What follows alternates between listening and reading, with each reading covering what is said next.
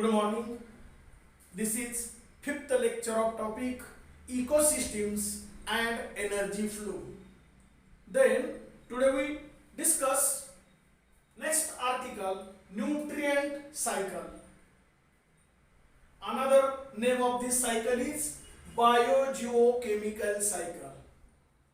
This article is most important. हे article अत्यंत महत्त्वाचं आहे कारण तुमच्या बोर्ड थेरीला 4 मार्काला विचारलं जाण्याची शक्यता जास्त आहे आणि त्या दृष्टिकोनातून हे आर्टिकल अत्यंत महत्त्वाचं आहे. So today we focus on this article nutrient cycle. We know very well each and every organism require large amount of energy to survive, to grow, to develop as well as to reproduce. पृथ्वी तलावरचा कोणताही सजीव असो त्याला जगायचं असेल, त्याचा वाढ आणि विकास व्हायची असेल, त्याचं पुनरुत्पादन व्हायचं असेल तर त्याला एनर्जीची खूप गरज असते, ऊर्जेची खूप गरज असते. And this energy is totally depends upon nutrients.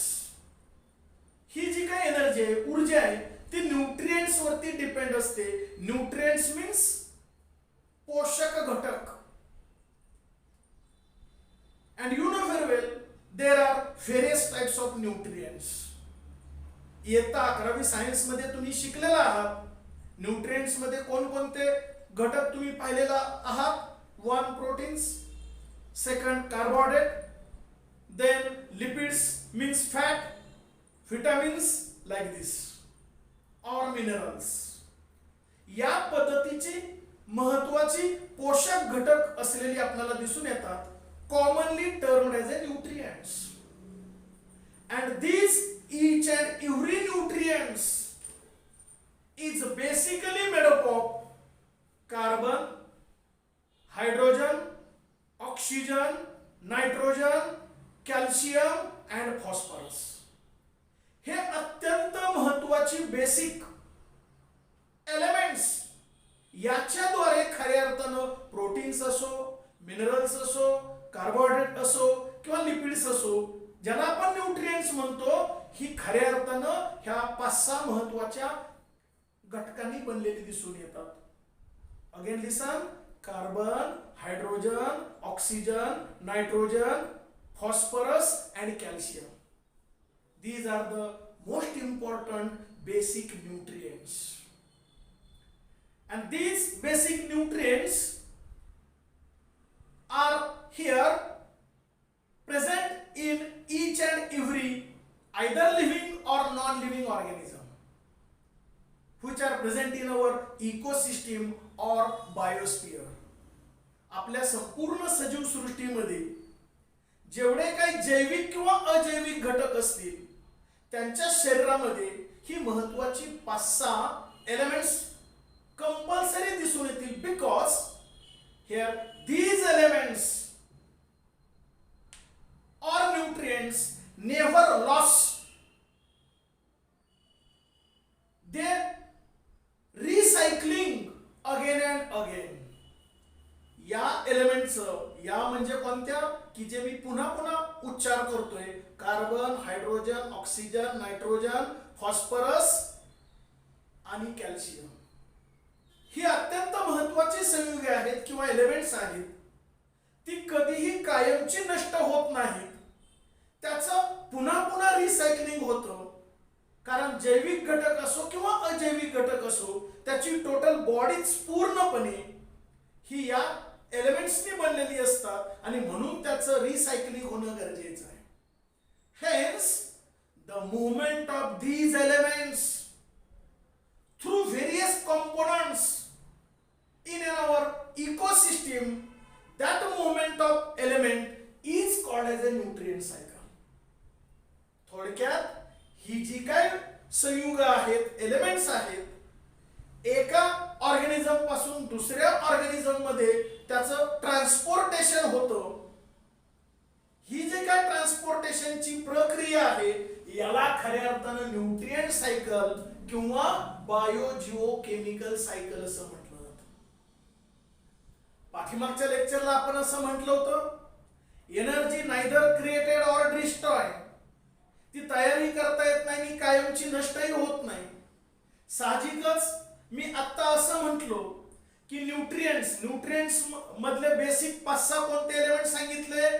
Carbon, hydrogen, oxygen, nitrogen, calcium आणि फॉस्फरस. ही बेसिक जी एलिमेंट्स आहेत दे आर नेव्हर लॉस्ट, ती कधीही नष्ट होत नाहीत.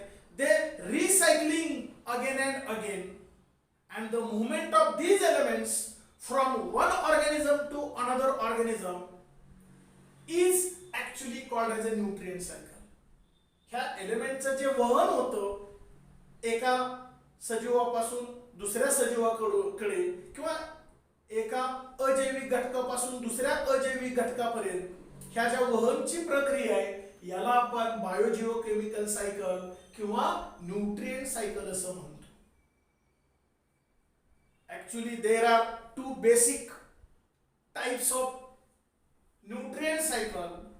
One is gaseous cycle and another one is sedimentary cycle.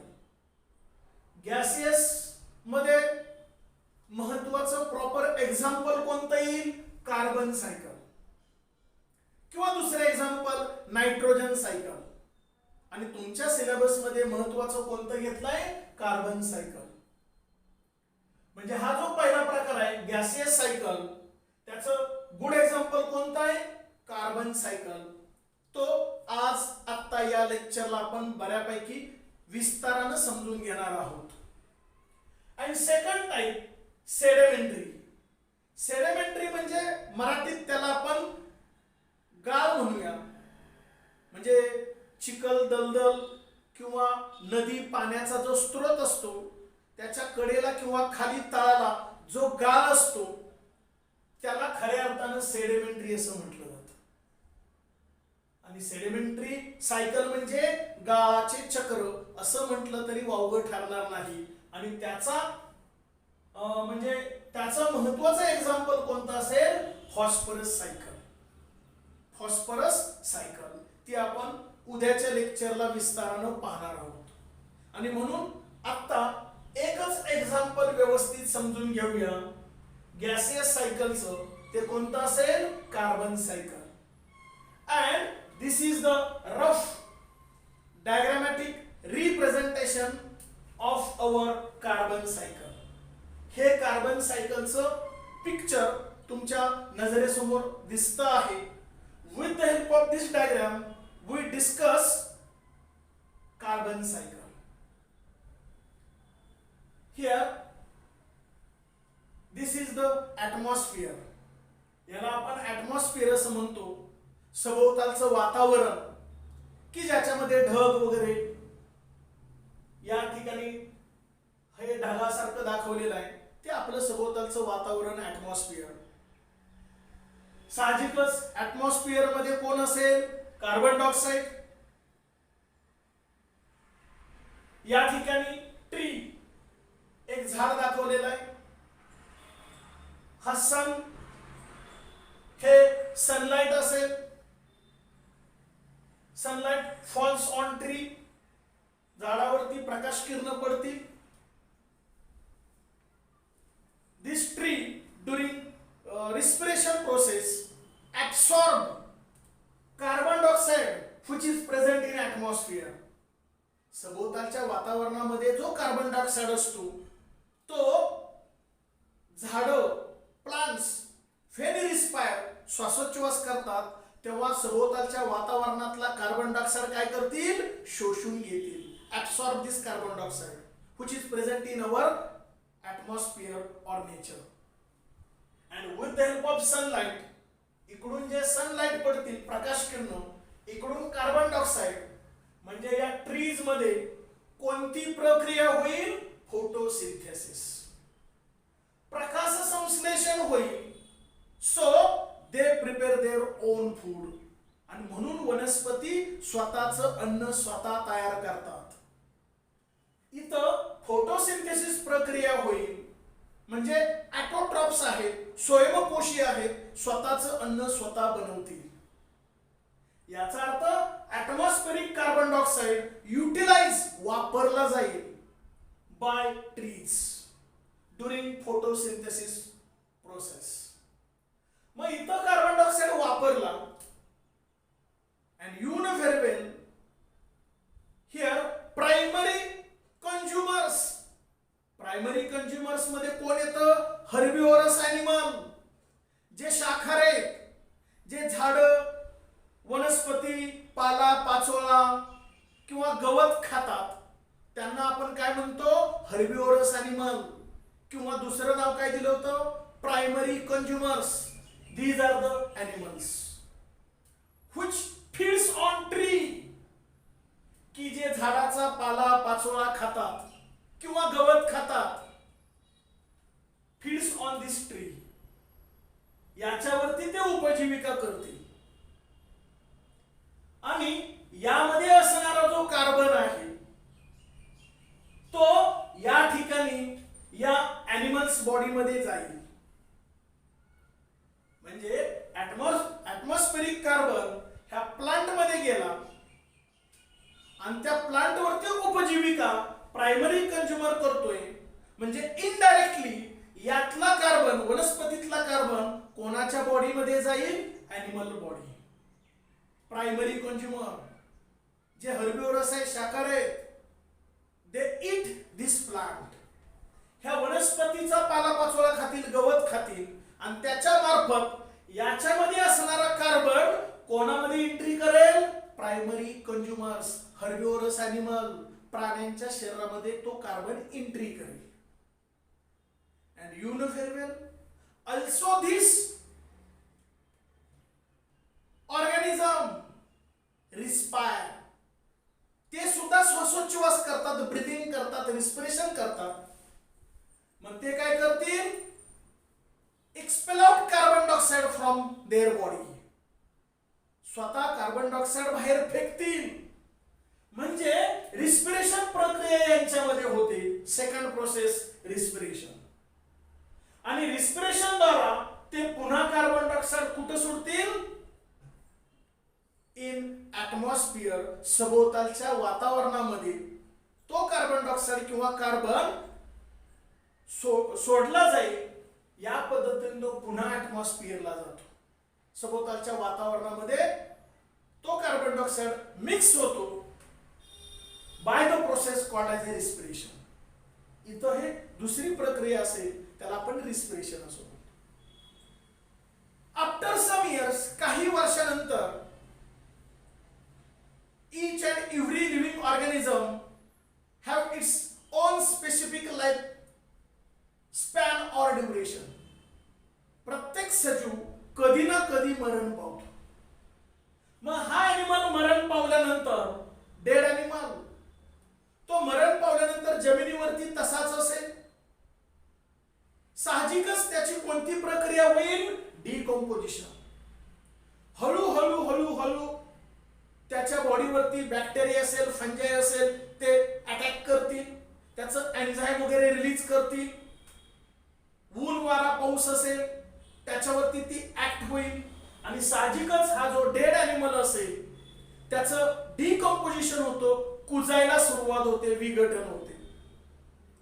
साहजिकच त्याच्या बॉडीतला जो कार्बन असेल मिक्स इनटू द सॉइल, मातीमध्ये तो कार्बन पुन्हा मिक्स होतो. म्हणजे maximum carbon dioxide with the help of respiration that can be expel out in atmosphere. जास्तीत जास्त कार्बन डायऑक्साइड असा रिस्पिरेशन द्वारा फेकून दिला जाईल. राहिलेला कार्बन जो असेल तो प्राणी मरण पावल्यानंतर तो डिकम्पोज होईल, कुजेल, मातीत मिक्स होईल. शेवटी तो कार्बन कोणामध्ये मिक्स होईल? मातीमध्ये, इनटू द सॉइल. आणि तीच सॉइल समजा या ठिकाणी या वनस्पतीला जर मिळाली तर तो पुन्हा या वनस्पतीमध्ये तो कार्बन मिक्स होईल. Sometimes in next year sedimentary rocks जे स्तरीय खडकाचे लेयर्स असतात, स्ट्रॅटा असतात, म्हणजे जे गाळ असतो त्याचं टणकपणा होतो आणि त्याचे शेवटी लेयर बनतात, स्तर बनतात आणि नंतर पुन्हा इट डेव्हलप्स इनटू रॉक्स, खडकांचे स्तर बनलेले दिसून येतील, लेयर किंवा स्ट्रॅटा. आणि या ॲनिमल बॉडी त्या स्ट्रॅटामध्ये किंवा सेडिमेंटरी मध्ये गाठलेले पुरलेले दिसून येतील. तिथं सुद्धा तो कार्बन मिक्स होईल. Some carbon here, some amount of carbon mix into the ocean. समुद्र पाण्यामध्ये तर जास्त प्रमाण असतं कार्बनचं, near about 71% carbon mix into the ocean. 71% carbon समुद्र पाण्यामध्ये मिक्स असतो. and this carbon when combines with calcium and magnesium, calcium आणि मॅग्नेशियमशी त्याचा जेव्हा संयोग होईल, then it forms shells of mollusk like animal. जे मृदुकाय प्राणी असतात, पायला, बायहॉल, स्लग यासारखे जे मऊ प्राणी असतात, त्यांच्यावरती जे शेल बनते, टणक शंख, शिंपलं, ते अशा पद्धतीनं कार्बन, मॅग्नेशियम, कॅल्शियम, फॉस्फरस याच्या कॉम्बिनेशननं ते तयार होतं. म्हणजे या ठिकाणी हा carbon 71% mix into the ocean. And you know very well, समुद्राच्या अत्यंत खोलवर खाली गेल्यानंतर खालून फॉसिल फ्यूल काढलं जातं. फॉसिल फ्यूल म्हणजे ज्याला आपण म्हणतो फ्यूल, पेट्रोल, डिझेल. आणि ते पेट्रोल डिझेल काढल्यानंतर it Burns with the help of 2 wheelers, 4 wheelers, 3 wheelers or many company. वेगवेगळ्या कंपनी असतील, इंडस्ट्रीज असतील, किंवा 2 व्हीलर असेल, 4 व्हीलर असेल, 3 व्हीलर असेल, ज्या काय गाड्या असतात, ते सर्व फ्यूल, इंधन ज्याला आपण पेट्रोल, डिझेल असं म्हणतो, ते कंबशन केलं जातं, जाळलं जातं. त्याचबरोबर आपण आपल्या दैनंदिन जीवनामध्ये इतरही गोष्टी बर्निंग करतो, वूड,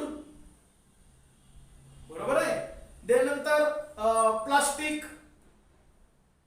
टायर, देन कोल ज्याला कोळसा म्हणतो, आणि पेट्रोल, डिझेल तर दैनंदिन जीवनात खूप आपण जाळतो. And release carbon dioxide into again atmosphere. पुन्हा तो ॲटमॉस्फिअरलाच दिला जातो. या पद्धतीने हे चक्र सतत चालू असतं. ते कधीही न थांबणारं चक्र आहे. आणि जास्तीत जास्त petrol, diesel, wood, plastic, rubber, tar या पद्धतीचं बर्निंग होतं, कंबशन होतं. Hence large amount of carbon dioxide released into the atmosphere. जास्तीत जास्त आपल्या सभोवतालच्या वातावरणात कार्बन डायऑक्साइडचं प्रमाण वाढतं. त्यामुळं काय होतं, जो आपल्या पृथ्वी तलाच्या भोवती जो ओझोनचा लेयर जो असतो, त्याला कुठंतरी डॅमेज होतं. आणि मग जे अल्ट्राव्हायोलेट रेज आहेत, that can expose directly to on our body. आणि मग आपल्या बॉडीवरती ते अल्ट्राव्हायोलेट रेज एक्सपोज होण्याची शक्यता नाकारता येत नाही. It leads to the variety of skin disease. त्वचेचे आजार होऊ शकतात, आपल्या बॉडीला डॅमेज होऊ शकतं, कॅन्सरचे प्रमाण वाढू शकतात. आणि सर्वात महत्वाचं म्हणजे उष्णतेचं प्रमाण जास्त वाढेल, ज्याला आपण ग्रीन हाऊस इफेक्ट वगैरे म्हणतो. तशा पद्धतीनं हा पूर्णपणे आपल्या पृथ्वीला तो धोका असलेला दिसून येईल. या पद्धतीचं हे कार्बनचं चक्र असलेलं आपल्याला दिसून येतो. That concept is called actually carbon cycle. याला खऱ्या अर्थानं कार्बन सायकल असं म्हटलं जातं. हे आर्टिकल अत्यंत महत्वाचं आहे. पुन्हा एकदा सांगतो, 4 मार्काला बोर्ड थेरीला विचारलं जाण्याची शक्यता जास्त आहे. अत्यंत सोपं आर्टिकल आहे, इझिली तुम्ही लिहू शकता. I hope you understand about this article. nutrient cycle or here carbon cycle. Is it clear? Okay, thank you. The carbon cycle is the cycle that maintains the amount of carbon dioxide in the atmosphere by continuously taking carbon dioxide from the air and releasing it back into the air. When green plants undergo the process of photosynthesis to make food, they absorb carbon dioxide from the air. The carbon element stored in plants is then transferred to animals that eat the plants. When plants and animals die, their dead bodies decompose and release carbon dioxide back into the air due to the actions of fungi and bacteria in the soil. In addition, all living organisms, including plants and animals, release carbon dioxide into the air through the process of respiration in their entire lifetime. Over a long period of time, the bodies of dead organisms become fossil fuels, which are used by factories, power stations, and vehicles. The combustion or burning of fossil fuels also releases carbon dioxide into the air. In summary, the amount of carbon dioxide in the atmosphere is maintained when photosynthesis, which is a process that requires carbon dioxide, is balanced by decomposition, respiration, and combustion, which are processes that release carbon dioxide.